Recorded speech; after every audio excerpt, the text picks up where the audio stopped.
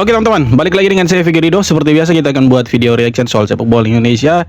Dan kali ini tentang timnas kebanggaan kita, timnas yang sangat-sangat kita cintai, yang mana kemarin itu berhasil mengalahkan Kamboja 5-1, skor yang sangat meyakinkan.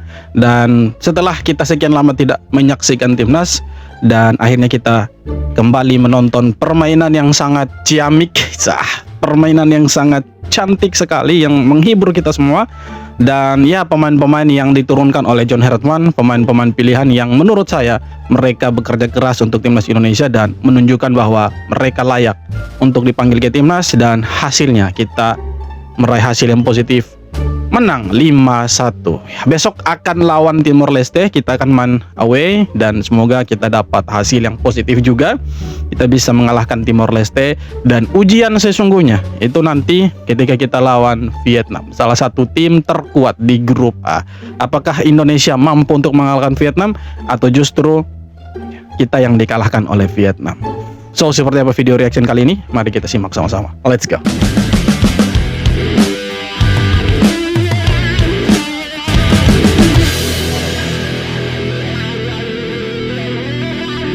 Singapura menang susah, Vietnam menang mudah. Piala AFF resmi dimulai dengan nama baru ASEAN Hyundai Cup 2026.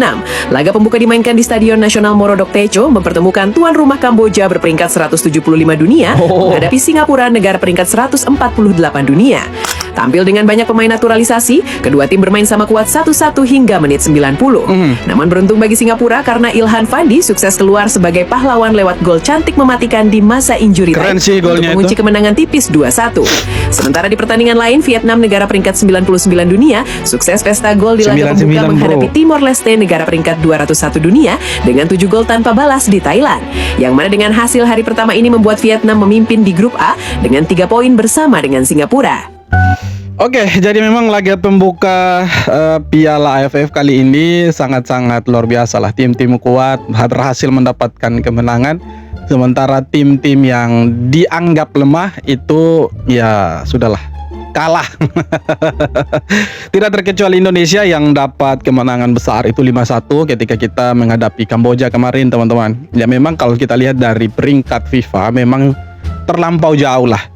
Indonesia, Thailand, Vietnam, ini negara yang secara rank FIFA itu di atas negara-negara ASEAN lainnya.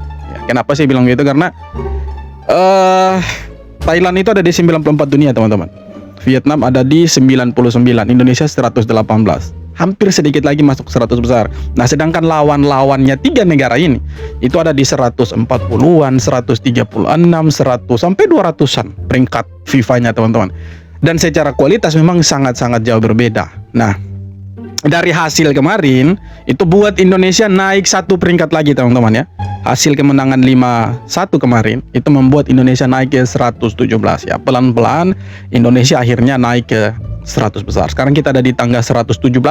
Semoga kita terus dapat kemenangan ya. Setiap pertandingan kita menang, jangan kalah. Itu pasti kita akan naik peringkat lagi. Ya, semoga tetap perform, tetap solid pemainnya, dan ya setiap kali kita lawan negara-negara yang boleh dikatakan lebih kuat, kita bisa menang lah. Nanti besok ini lawan Timor Leste, semoga lah bisa menang lah. Pasti menang lah, walaupun kita main away. Dengan kekuatan timnas sekarang yang ada ini, yakinlah pasti kita bisa, ya setidaknya 6-0 lah. Wow, inilah hasil 5 pertandingan John Hertman bersama timnas Indonesia, di mana timnas Indonesia itu mampu meraih 4 kali kemenangan dan hanya meraih 1 kali kekalahan, yaitu melawan Bulgaria. Itu pun dari penalti, guys. Jelas kalau melihat statistik ini membuat kita semakin yakin dan optimis kalau timnas Indonesia benar-benar bisa mencetak sejarah baru lagi di tangan John Hertman ini, guys. Tapi seandainya PSSI tiba-tiba memecat lagi pelatih sebagus ini, aku nggak tahu lagi sih harus berkata apa. Ya, semoga aja nggak dipecat di tengah jalan.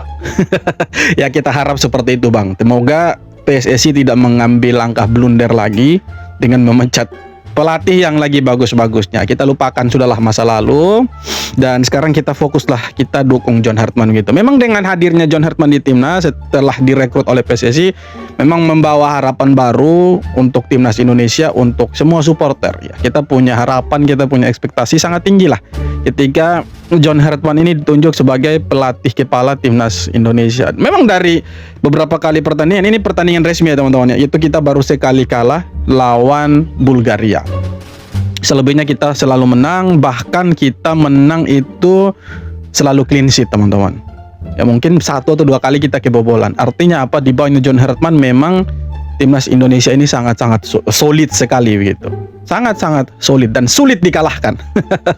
Terbukti ya, kita Indonesia lawan Kamboja menang 5-1. Indonesia lawan Mozambik menang 1-0, lawan Oman menang 3-0, lawan Bulgaria kalah sekali itu pun lewat penalti, dan lawan Saint Kitts and Nevis itu kita menang 4-0. Kita cuma 2 kali kebobolan. Satunya lewat titik putih lawan Bulgaria lewat penalti, dan kemarin lawan Kamboja.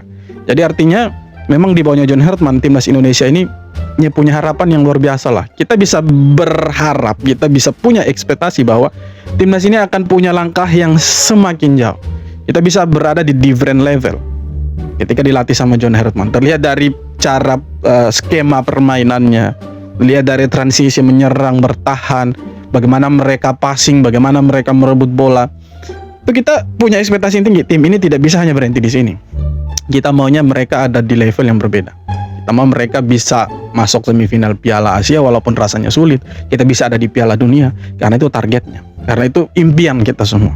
Ya kita berharap John Hartman ini tidak hanya bersinar 1-2 tahun, tapi memang sesuai dengan harapannya masyarakat Indonesia bahwa ketika dilatih sama John Hartman, timnas Indonesia punya prestasi yang luar biasa. Dan ya salah satunya semoga bisa juara AFF tahun ini. Semoga. Di tengah pesta gol timnas Indonesia, justru satu nama yang paling mencuri perhatian John Hartman. Siapa? Bukan pencetak hat-trick, melainkan Doni Tripamungkas. Bek muda Persija Jakarta ini dipuji sebagai salah satu pemain paling konsisten. Dan Hartman berharap Doni terus berkembang ke level lebih tinggi setelah tampil gemilang lawan Kamboja.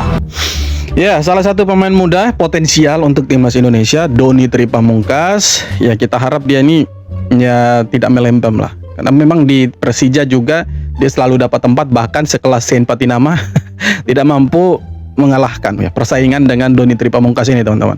Dan memang ketika dia dipercayakan untuk jadi starter di timnas, dia selalu menampilkan, kasih tunjuk bahwa dia layak mendapatkan tempat itu. Dan memang terbukti kemarin dia sangat Spartan sekali, dia bantu bertahan, bantu menyerang. Dan memang pergerakannya Doni Tripamungkas di sisi kiri lapangan itu memang buat lawan kerepotan. Bukan hanya lawan Kamboja ya, kita masih ingat waktu lawan Mozambik, waktu lawan Saint Kitts and Nevis. Itu memang Doni Tripamungkas ini salah satu pemain yang sangat-sangat merepotkan untuk pertahanan lawan. Jadi semoga terus dipanggil sama John Hartman dan bisa bersaing dengan back-back lainnya lah. Keren sih, mantap. Diremehkan karena cuma main di klub kampus Amerika, begitu debut bareng timnas Indonesia langsung hat-trick. Nama Mitchell Baker sebelumnya nyaris nggak pernah dibahas. Banyak yang ragu karena dia bukan pemain Liga Top Eropa. Tapi malam ini semua keraguan itu langsung dibungkam.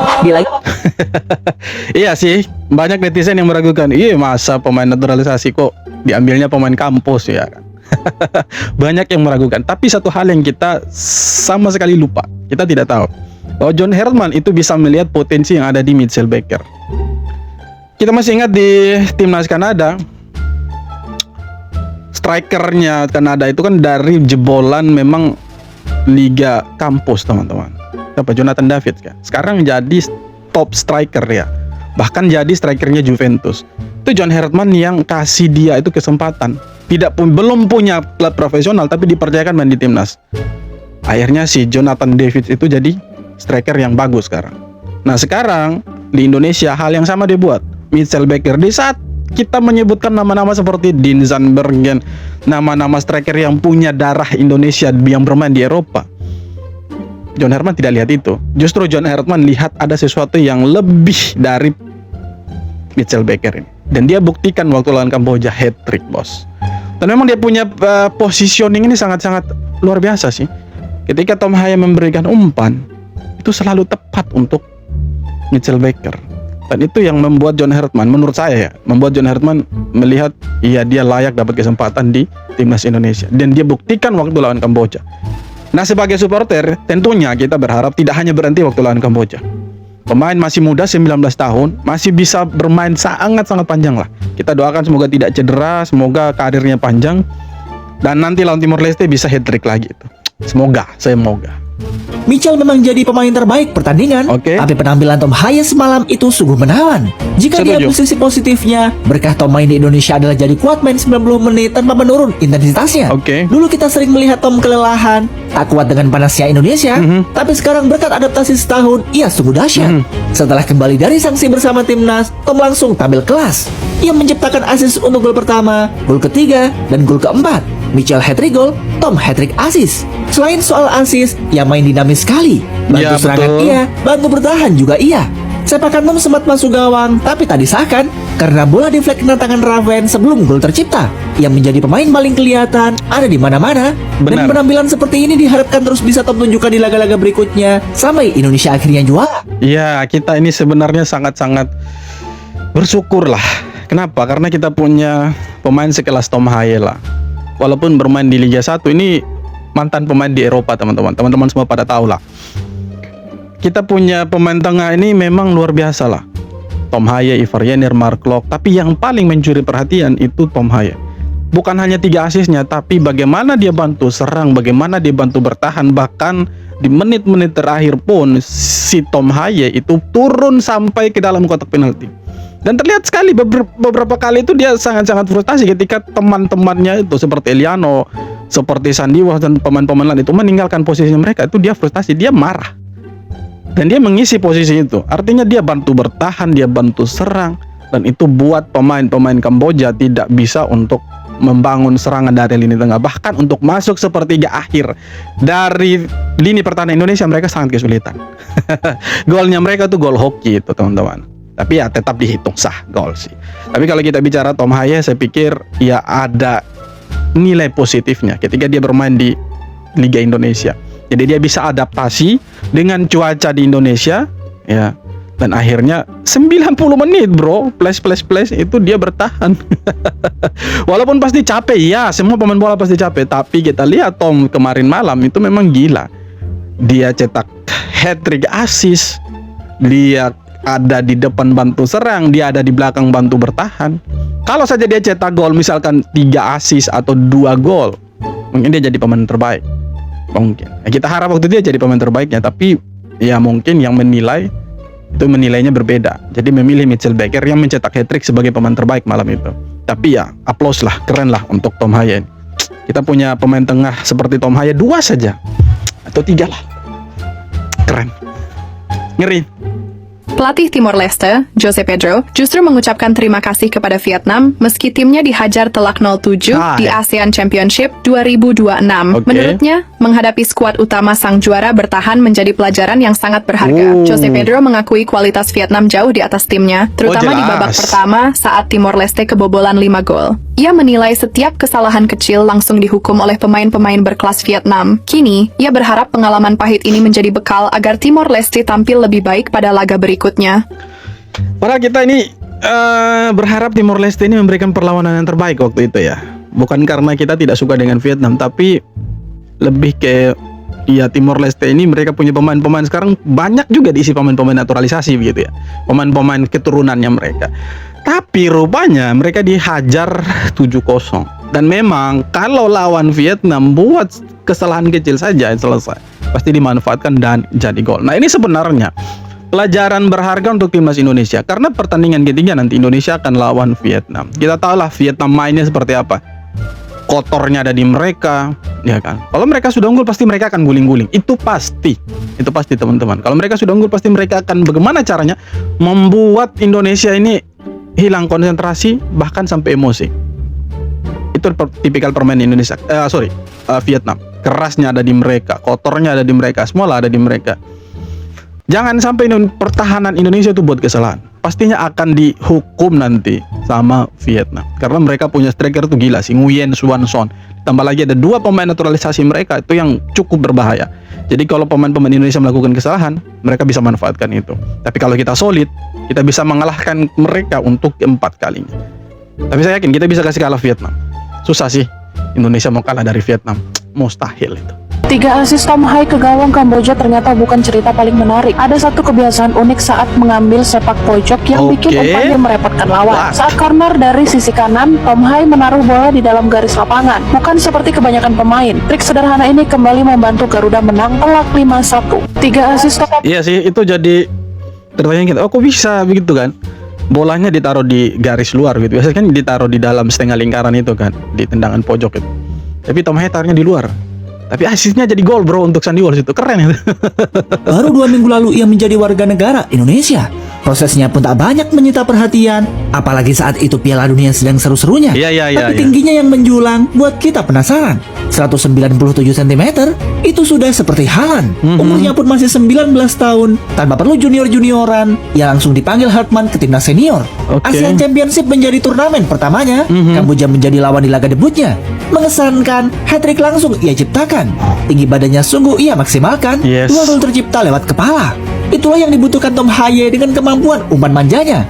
Semoga di laga berikutnya koneksi keduanya berlanjut demi hasil yang terbaik bagi Indonesia, karena ini jadi edisi yang paling tepat untuk juara.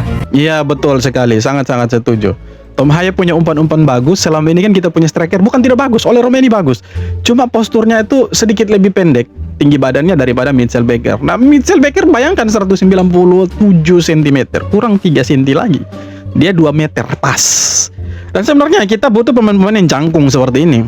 Supaya apa? Kita tidak kalah duel udara. Seringkali lah kita itu lawan negara-negara yang tahu kelemahan Indonesia posturnya pendek. Sorry. Itu mereka manfaatkan bola-bola atas. Sekarang susah mereka mau main bola atas. Bola bawah susah, bola atas susah.